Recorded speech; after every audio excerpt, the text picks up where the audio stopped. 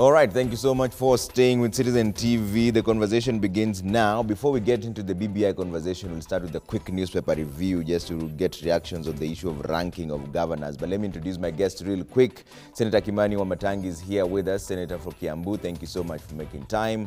Also, Dr. Boni Halwale, aka the Bullfighter, is also here, former Senator for Kakamega. Thank you so much. And Samson Cherargei, Senator for Nandi, is joining us online. Thank you so much for making time. And Sylvia Kasanga, nominated senator as well. Asanteni sana for making time. Let's start off with the Daily Nation. And Dr. Halwale, I'll start with you. There's a ranking here. Kenyans have picked their top governors. In fact, Wycliffe Oparanya Ambetsa is #1 with 88.2%. What do you make of this whole ranking of governors? Have they performed as well as this report seems to suggest? I was not part of the audit team that came to that brought up the document that came to that result. Yeah. But that kind of report requires that it is not done by the opinion pollsters. It should be a report of an audit that was done in every county. It's a dangerous report because whereas the ones who are top ranked are happy and their people are cheering, but we have others like Kiambu, where they're being ranked bottom. I'm sure people are not very happy there. But be that as it may, this is my comment. Yeah. Angela Mbitho, with whom I worked when I was creating the Opinion Polling Act in Kenya, should endeavor to be factual and scientific. When she says, for example, that the reason why Kakamega is #1 is because of agriculture, she should ask anybody in Kakamega who will tell you that the mainstay of agriculture in Kakamega County is sugarcane farming. And sugarcane farming in Kakamega, Angela Mbitho, has collapsed completely. So if that was the reason, then he should have been amongst the bottom people. Finally, Angela Mbitho needs to today formally respond to the challenge that was raised by Governor Kiraitu, who is not a small boy. He's a senior citizen, very experienced professional, who told us that he was being extorted for up to 3.5 million so that his county could be reported favorably. Yeah. That kind of nonsense is actually one of the reasons why I drafted and successfully had enacted the Public Opinion Polling Act. Okay. Yes. Senator Wamatangi, you are ranked at 37. Me? Your county. And you? You don't want to take responsibility for it. You is a very subjective one.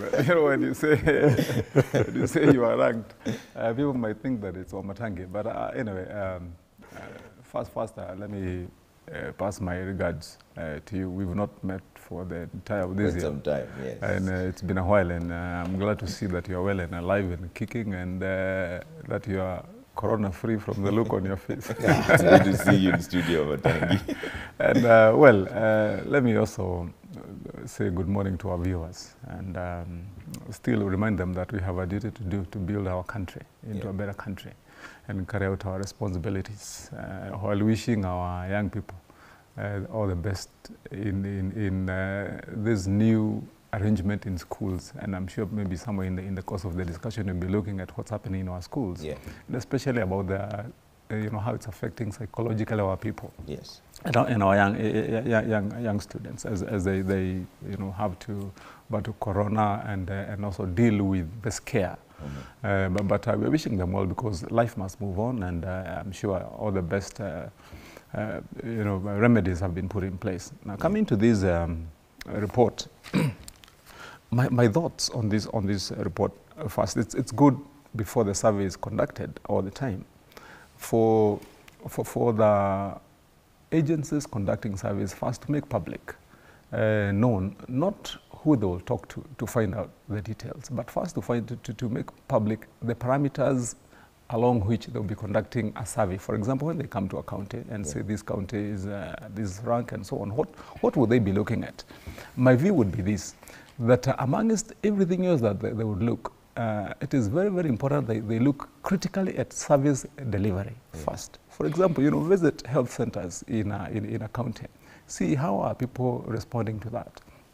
And then secondly, make paramount the question of accountability. I mean, look at, for example, how is a county ranked when you look at Auditor General's reports? You know, the general view of the people as how accountable are their governors. Because, you know, maybe in the course of that survey, you could look at very, you know, flimsy or window-dressed issues that would give you the wrong impression. And I believe because governors, as in their roles as CEOs of counties, must take responsibility, especially for accountability, all the way downwards. And if we find that a governor is ranked at the top, he must be one of the governors who, one, is known, seen, and is on record as having been an accountable person, and that the way they've deployed public resources is beyond reproach. If we go that way, then you know, you have pride and reason to want to hear that your governor is ranked top or is ranked at the bottom, because then this becomes a report that people can also question their governor on, you know, why it is happening. I think because I saw what the governor for Meru commented, and my good friend here, Senator Halwale, has alluded to it. I think it's also important that shade be cleared, so that people can know. You know, it's a good thing to conduct this kind of service, because it gives also information to the public as to what is really happening that they might not know behind the scenes. It's also a wake-up call to a governor who has been maybe having his priorities wrong.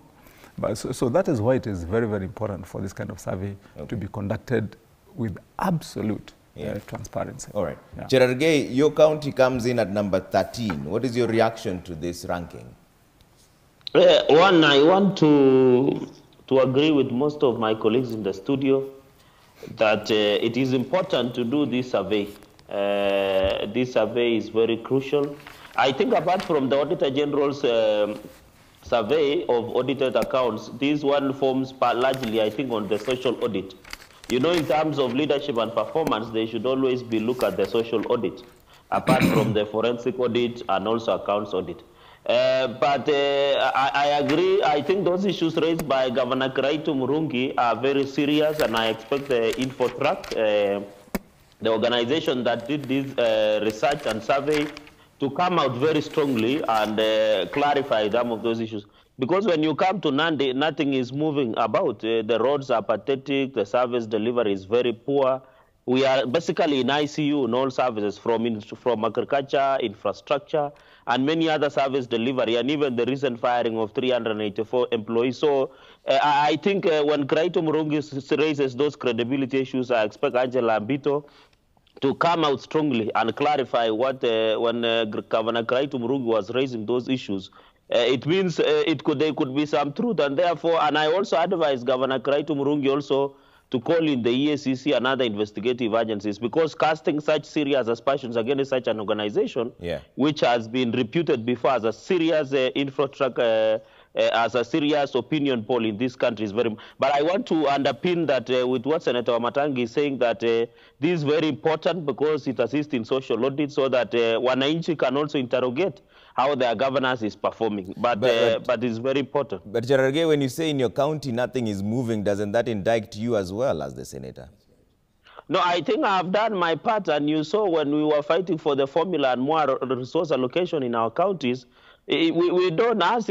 My work is very simple, is oversight and ensure resource allocation. So if you're oversighting something that is failing, doesn't that mean you have failed as well? No, I have not failed, because there are many organs that we have discussed. Even the issue of firing of employees around, the Senate on Labor Committee is working on it. On many other issues, the EACC is working on some of these issues that we have raised. Even the Senate committees are also working, including the Public Accounts Committee. So there are tools of oversight that we are working about, because we want, in as much as money is given, and you heard the Senate last time, that the more we fight for resources to go to mashinani, the more the governors must be transparent and ensure that there is service delivery. And I think our oversight tools are as they provided for by the Constitution. All right, let me bring in Sylvia Kasanga on this. Kasanga, you're a nominated senator. What do you make of this ranking? First, Trevor, let me thank you for having me here. I always don't take it for granted that you call me to this platform. It's a big platform, and I like that you give me the opportunity to express myself. And Trevor, this morning I thought you give me always first chance because I'm up against some heavyweights when it comes to debate. You're very equal to all of them. Represented. So anyway, Trevor, I haven't read the document Infotrack unveiled yesterday. So I'm not sure what parameters they used when they were rating the governors, but I'll agree largely with the panelists as well that a lot of transparency is required when these social surveys are being done. And social surveys are very important, but the transparency in which they need to approach it with needs to be very, very clear. Trevor, you remember when they did the survey on the women representatives around Kenya, and it raised a lot of storm amongst the members of parliament because a lot of them felt that transparency was not clear. They didn't know how their constituents had been approached in the manner of questioning to put them into this rating that they did even for the women. And it raised a lot of issues. And again, the credibility issues also came up when that rating of women was done. So I think it's important that Infotrack must come out clear on this issue that they have been accused of, because their surveys are taken seriously by Kenyans, and Kenyans will use them as they make their decisions on their leaders. So in fairness to their leaders, they need to make sure that the process is absolutely transparent. And when it comes to governors, there the stakes are a little higher. Like Senator Cherage is talking about all the tools of oversight that are there. It would have been prudent if Infotrack would have also counter-checked with what are the oversight tools talking about when they're rating these governors. Like in Senate, we have a very big challenge. We call these governors to come and account for funds, and they don't come. So how will you say that a governor is successful, yet we are aware that there are those who have not been able to account for certain kinds of funds in their counties? So the picture has to be wholesome. The picture has to be fair for those who may not be fairly casted, as well as those who are probably receiving glory which they do not deserve, Trevor. Yeah. Senator Kasanga, before we get into the conversation around the BBI, I'd like to hear your views on, still on the front page of the Daily Nation, clear school fees, ministry tells parents. The government is urging the Kenyans with children in boarding schools to clear their fee balances, a reversal of an order on heads not to send the learners home. At the same time, we are seeing a COVID-19 surge, putting some counties to have shut down operations because of the increase in the numbers of COVID-19 infections. Have we simply dropped the ball when it comes to fighting COVID-19? Because we're also seeing gatherings going on, reggae is here now, but the numbers are increasing at an alarming rate. Yesterday only, 16 people died. The day before it was 14. The day before it was 18.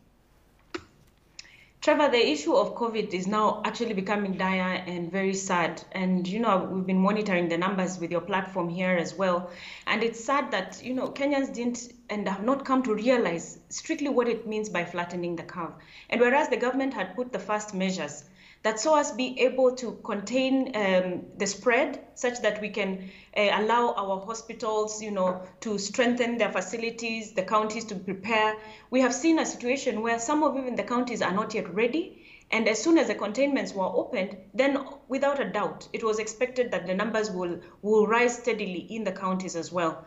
But now with all caution thrown, now we are back again where the curve is now very steep, where we are seeing a high rate of infection happening. And what is going to happen now, and I have already begun to receive information that our hospitals are already becoming overwhelmed.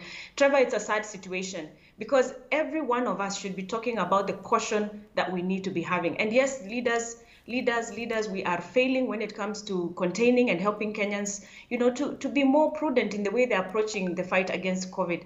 As for the school fees, Trevor, again, another sad situation because Kenyans were almost, you can say, ambushed to take their children back to school. They were not prepared. And it's a time of Kenyans when our economy has been so tough for Kenyans, especially this COVID period. So I can understand a lot of people not having the school fees to return their children. So I wish what the ministry could be doing is finding a middle ground where we can have students still go back to school and parents can pay over a period of time. But to demand of parents that they must pay before the children can go to school or before they can access education, I think it's the wrong way to approach this thing. Kasanga, I'm taking a bit more time with you because you're the chair of the Senate Ad Hoc Committee. Can you confidently say that the counties are now more prepared to handle a second wave, which seems to be what we are experiencing now? Actually, Trevor, if you remember the last time we spoke about COVID on this platform, we had that the Ministry of Health had done a survey of all the counties, and again the Assembly of County Assemblies Forum, if you remember, they had just done a presentation the last time when I was here with you, and they were saying that the impact on health facilities that was expected with the monies that were sent down to the counties and through the supplementary budgets, the impact on health facilities had not yet been felt. And that is very sad, Trevor. I think from the Ministry of Health report, probably only between 7 and 10 counties seem to have prepared as per Ministry of Health protocols. The rest were still lagging behind with a lot of challenges therein in between, like where you'd find, of course, ICU beds have been put, but there's no, capacity in terms of personnel to run those ICU facilities. So there's still a lot of challenges in the counties. Yeah. And it's been really prudent to keep this curve lower, to keep the rate of infection as low as possible. Yeah. As we push the counties and we push the governors to continue preparing and to continue upscaling the health facilities. Okay. So here we are going to see a situation most likely where counties are going to be caught flat-footed with a surge, with this increased surge. All right. Dr. Aluale, should we change the messaging of COVID-19? Because there seems to be a COVID-19 fatigue, and yet the numbers are increasing day by day. And then there's the issue of the schools also now. We keep on hearing loud messages from political leadership. And what is required in management of this problem is not so much political leadership, but professional. The professionals who should be telling us the factual things have been thrown to the back burner. It would help a lot if the management of COVID-19 was more professionalized than what it is now. Before I make a substantive comment, I'm glad that we are in the studio with Senator Kasanga. Senator Kasanga, I don't understand why your committee, up to now, has not gone round the counties of Kenya, do an audit, and tell through a credible report the state of preparedness of county by county in terms of dealing with corona. The only people I saw going around were the ministry people who wanted to see how many beds are there and that kind of thing. And when they went to certain counties, there was drama, up to and including them being shown beds that had been moved from the ICU and moved to the COVID center. And when the team left, the beds were taken back to the little ICUs in those units. The second comment which I would like Kasanga to react to is why is it that her committee has not come to the bottom of the corruption scandal in the uptake of COVID-19 funds? It is telling that reports are in public domain that members of Parliament, both Senate and the National Assembly, are also beneficiaries of the funds that were stolen from KEMSA. And we are yet to hear anything constructive from this committee. Maybe she would use this opportunity to tell us whether they are working. Now, on the issue of education that you have raised correctly, it bothers me that with so much money at its disposal, that the government can, by at its disposal I mean from the multinationals and other philanthropic organizations and individuals who have given money to fight corona, why the government has not organized itself so that bursary, either from those funds or from the main government itself, are given to these children, whoever is given. It is not a joke. I have a child in school, and when I took him to school, I was asked to pay 21,000 shillings.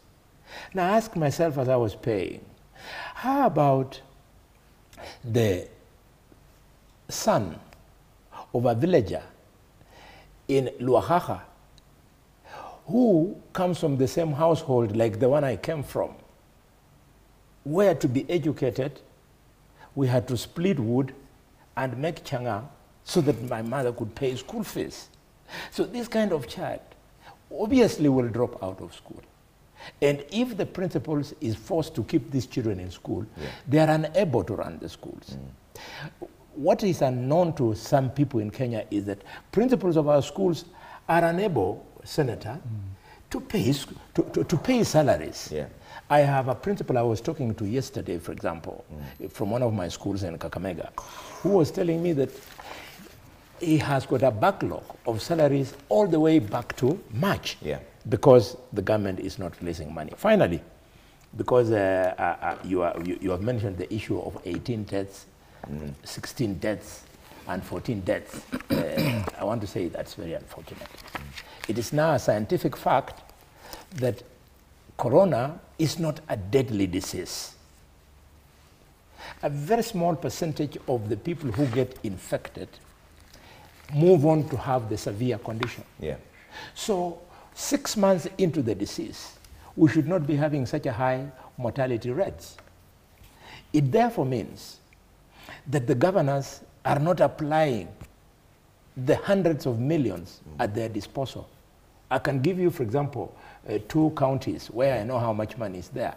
Kitui, where my good friend who was Minister for Health, Charity is, and Kakamega, where I happen to come from.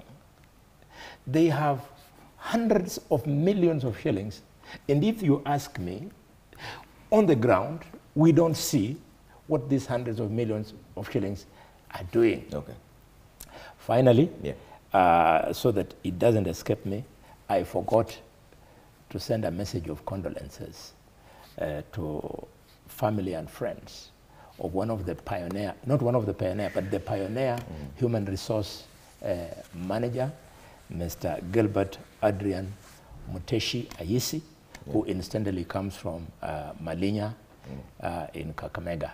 He passed on yesterday, not because of corona, but because of other illness. And now why I'm making this condolence special is because there has been an attempt from unscrupulous people to run to social media and politicize the death of Gilbert Muteshi. Okay. Gilbert Muteshi has died a peaceful man, and any comment on social media is not from the family because I come from that family. Okay. His great-grandfather Namboko and my great-grandfather Shinasimba are sons of Mwaha. He is my brother. That is well noted. Right, Senator Wamatangi. Sorry, he is not Wamatangi. He's now Wamashati. Boni Halwale sometimes amazes me because he's able to wear both hats of a historian and a scientist. But and I hope you keep those records, correct.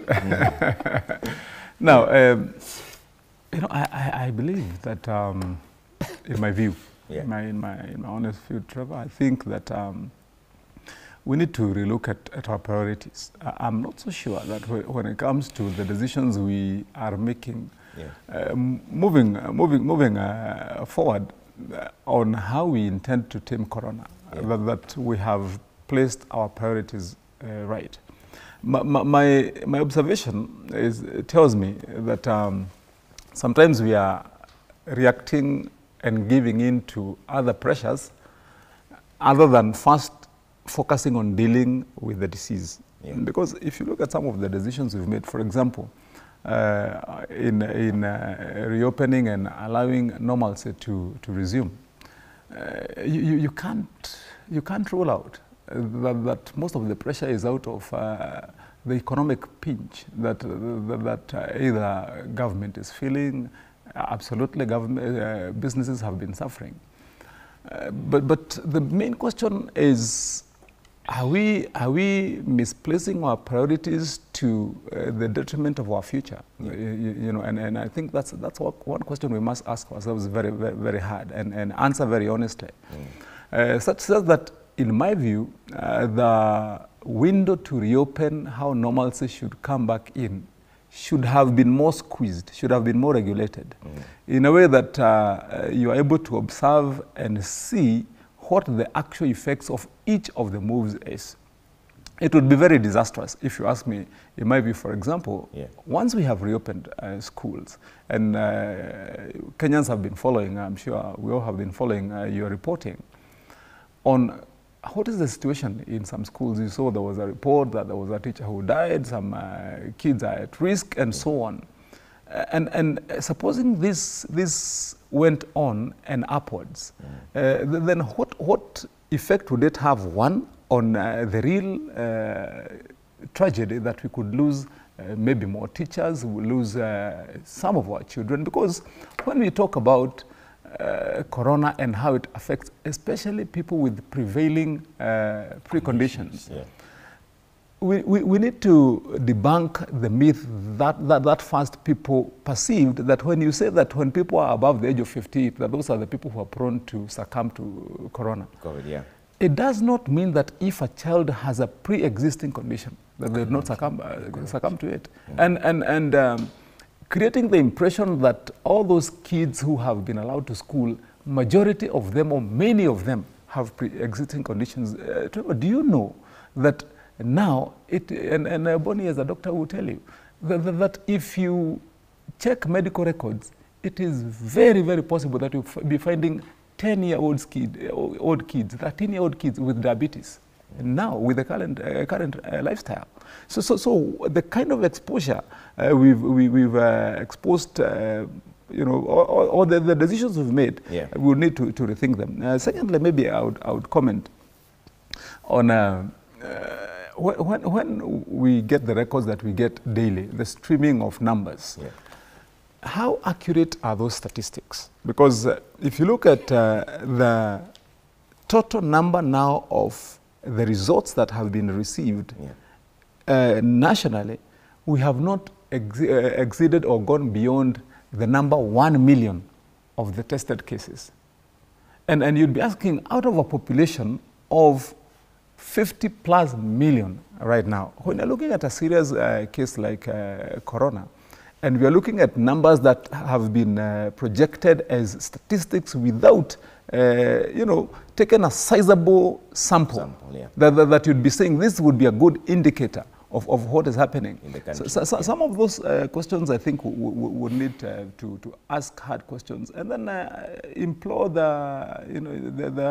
that have the say, yeah, in our medical health decisions, the cabinet secretary, the president, and so on.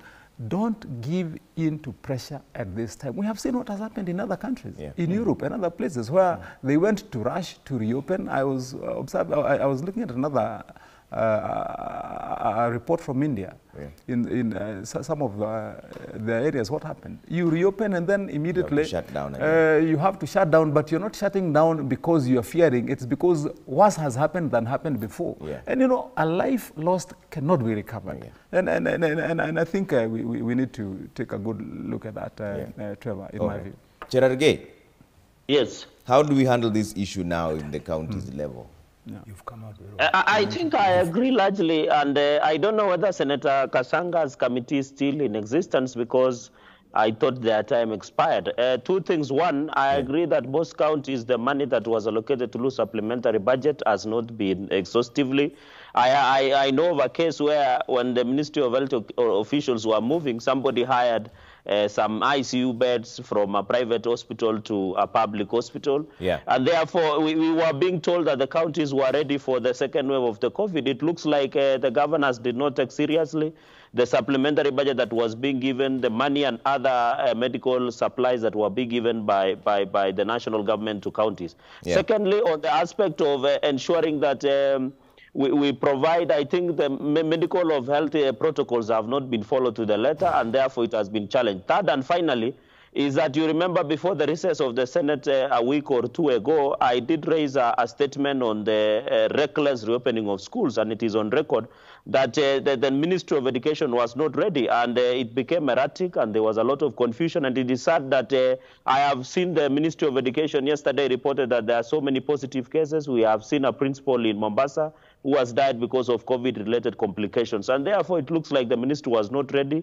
on the aspect of containing COVID surge within our schools and also on the payment of school fees. Because you remember most parents, Trevor, most of them lost their jobs, manual jobs, and therefore they did not have economic power to be able to cater for school fees. But I hope, as I am informed yesterday that the National Executive is meeting to review the upsurge and the spike of COVID cases. So you might see the coming back of containment measures. But I think that is not the solution to addressing this upsurge of COVID. Finally, when the crises were very high, the government had told us they could be able to test up to around 20 to 30,000 per day, but they are doing badly. So far, we are yet to approach even 1 million tests in this country. And therefore, I think there is a big challenge that we have. And I hope Senator Kasanga's committee can be given more time when we resume next week so that they can be able to do county by county audit on the preparedness of the second wave of COVID-19 pandemic. All right. Kasanga, there are several questions that were posed to you. I'll let you respond to them. The first one being, how come you've not come up with an audit report from Dr. Alwale? And he's also saying, how come the committee has not unearthed corruption of the COVID-19 funds used in the counties? There were even allegations that the Senate and the National Assembly were beneficiaries in this process. What is your response?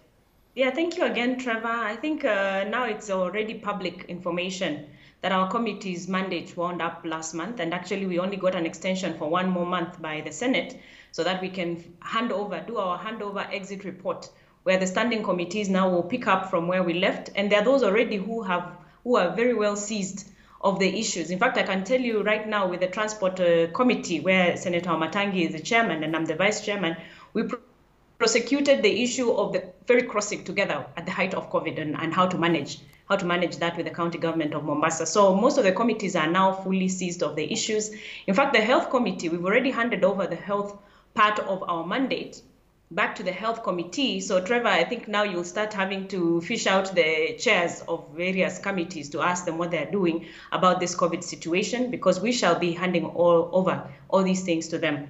And yes, again, on this platform, Trevor, we've talked about the slow pace of investigation, and that has been frustrating, especially for us in Senate, where everything seems to move so slowly. And just the fact that we are not funded to do these county visits and checking on how the governors have performed is also extremely frustrating, where we don't have that capacity, and we have to rely on, again, the tools of oversight. For instance, we've been awaiting the Auditor General's comprehensive audit on COVID funds, which we requested several months ago. And without that, it becomes very difficult, even as committee, to look into it. And the good thing and the silver lining here is that once those reports come, they'll be committed now to the Finance Committee or the Committee of Public Accounts, where they can now further interrogate how each of the governors has used the COVID funds, both from national government as well as supplementary budgets from the county governments. So it's been a frustrating, slow process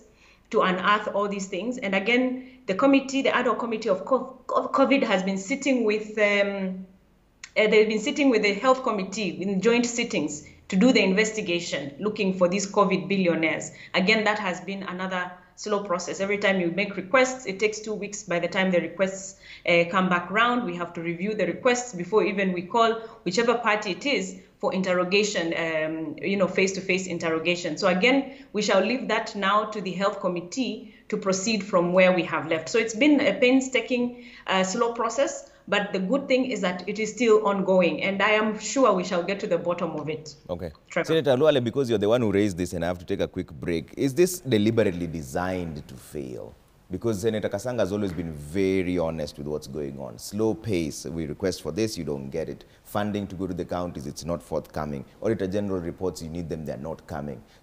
Is this designed to fail then?